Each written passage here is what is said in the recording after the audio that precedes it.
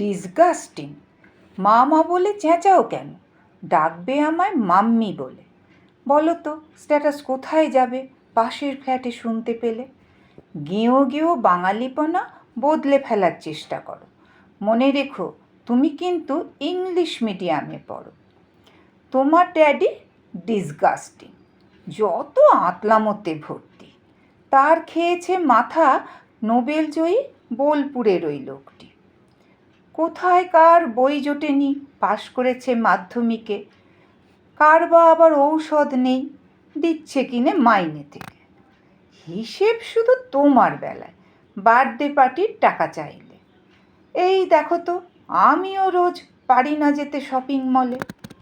পাশের ফ্ল্যাটের রথিন সেন এমএনসিতে চাকরি করে, গানও শোনেন ইংরেজিতে, ওদের ঘরে টাকা ওরে। তুমি শোনা বড় হয়ে আনবে টাকা চাকরি করে, লাভ নেই করে সমাজ সেবা কিংবা ওই বাংলা করে। ছেলেটি বলে, মা গো আমি রথিন কাকুর মতোই হব, রথিন কাকুর মতোই মাকে ওল্ড এজ হোমে দেখতে যাব। নমস্কার। সংগৃহীত কবিতাটি।